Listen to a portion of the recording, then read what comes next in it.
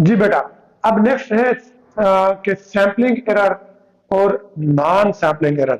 अब आप देखें कि जब हम सैम्पलिंग डिस्ट्रीब्यूशन करेंगे ना, जब हम सैम्पलिंग करेंगे तो हमारे पास दो टाइप्स के एरर आ सकते हैं। ठीक है, हमारे पास कितने टाइप्स के एरर आ सकते हैं? दो। एक को हम नाम देते हैं सैम्पलिंग एरर का, और दूसरे को नाम देते हैं नॉन सैम्पलिंग एरर का। ठीक है, there are two types of error in sampling distribution. In sampling distribution, there are two types of error. The one is sampling error and the second one is non-sampling error. तो देखते हैं कि दोनों की difference क्या है, दोनों में डिफरेंस क्या है। कहते हैं पहला कि the difference between the value of A statistic and the value of the parameter is called sampling error. ठीक है, कल हमने पढ़ा था कि स्टैटिस्टिक्स क्या होती है और पैरामीटर क्या होता है।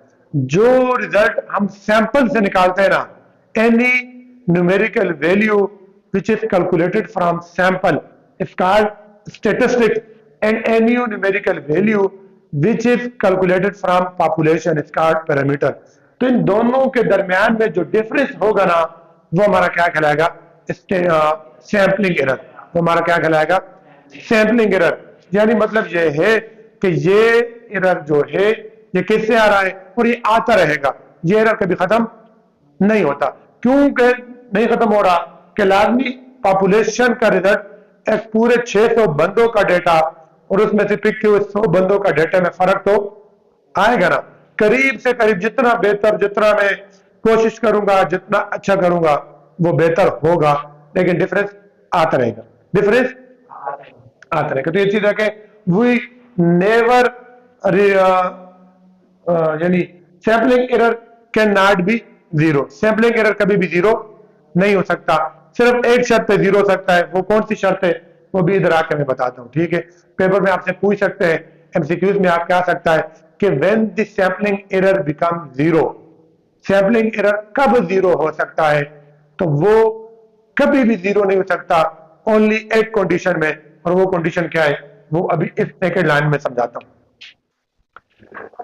ये तो हो गया इसका फार्मूला, यानी sampling error is equal to, ये थीटा हेड क्या है? स्टैटिस्टिक्स है, और ये थीटा क्या है? पैरामीटर है। इन दोनों का जो डिफरेंस है वो मेरा सैम्पलिंग एरर है। कहता है sampling error can be reduced by increasing sample size and by improving the sample design. कहते हैं सैम्पलिंग एरर को हम कैसे कम कर सकते हैं? जैसे जैसे सैंपल साइज को बढ़ाते जाओगे ना, ये कम होता जाएगा। जैसे जैसे सैंपल, फर्स्ट अगर आपने 600 में से 50 पे किए तो डिफरेंस ज्यादा होगा, फिर 600 में से आपने 100 पे किए, डिफरेंस और कम होगा।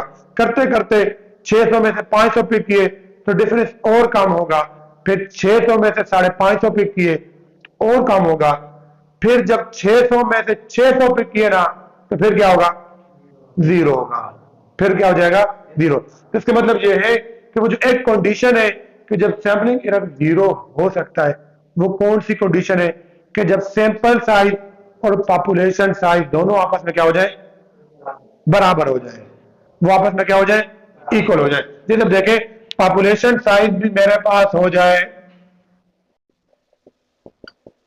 n, और सैंपल साइज भी मेरे पास हो जाए, वैसे समान होता है ना, यानी ये भी 600 है और सैंपल साइज भी मैंने 600 ही ले लिया, तो फिर दोनों सूरतों में, क्योंकि फिर क्या होगा कि ये अगर थीटा है ना तो ये भी क्या बनेगा? थीटा ही बनेगा। तो theta minus theta is equal to क्या हो जाएगा? जीरो। तो ये आप याद रखें, ये अलग से एक डिफिनेशन है, ये अलग से एक डिफिनेशन है। When we reduce the sampling error, we can reduce the sampling error by increasing the sample size, by increasing the sample size या improving the sample design। यानी जो आपका सैंपल डिजाइन है ना, यानी जो आपने प्लानिंग की है उसको जितना बेस्ट इंप्रूव करोगे ना उतना ये काम हो सकता है। तो ये चीज है मेरा खोचा। तो क्या है, मुझे कौन बताएगा सैंपलिंग एरर क्या है आसान वर्डों में?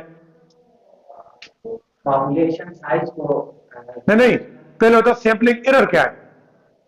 What is sampling error? आपसे पूछा सैंपलिंग एरर क्या है, क्या बताओ? स्टैटिस्टिक्स और पैरामीटर के जो फर्क है।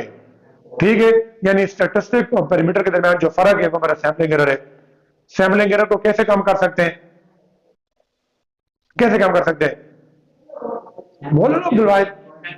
reduce increasing sample हाँ, यानी सैंपल साइज को बढ़ाकर हम सैंपलिंग एरर को कम कर सकते हैं। ठीक है, अब नीचे आ जाता हूं नॉन सैंपलिंग एरर।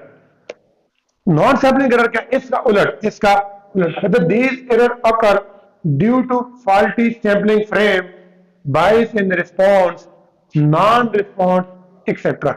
कहता है नॉन सैंपलिंग एरर जो है ना, वो एरर जो आपकी जो आपने सैंपलिंग फ्रेम उठाया ना, वो उसमें गलती है, या जो जिससे आप डेटा ले रहे हो वो आपको कसदन गलत डेटा दे रहा है, ठीक है, या जिसके साथ आप डेटा लेना चाह रहे हो वो डेटा आपको देता ही नहीं है। जैसे आप घर घर जा रहे हो ना, और कुछ घर वालों ने कह दिया हम नहीं बताते, जाओ, ऐसे अक्सर हो जाता है।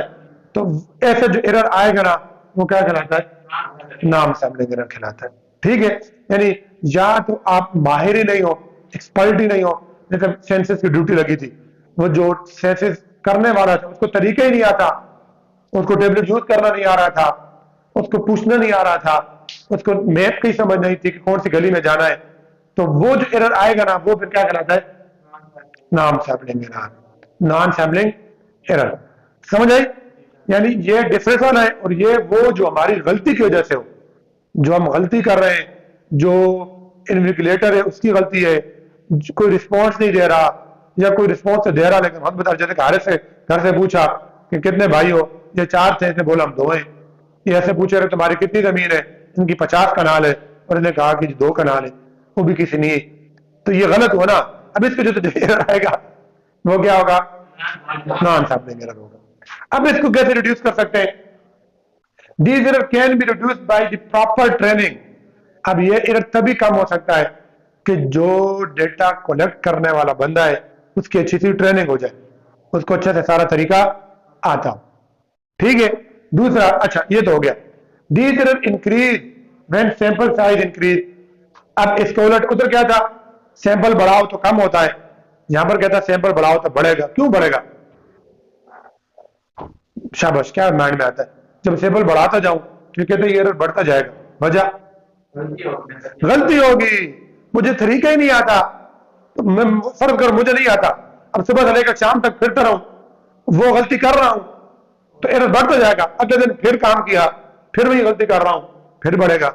मतलब जब तक मेरी ट्रेनिंग ना हुई, जब तक मुझे तरीका पता ना चला, वो एरर काम नहीं होना। मतलब ये है कि इसमें सैंपल को बढ़ाओगे वो और बढ़ेगा, इसमें सैंपल को बढ़ाओगे वो कम होगा, इसमें सैंपल को बढ़ाओगे वो और बढ़ेगा।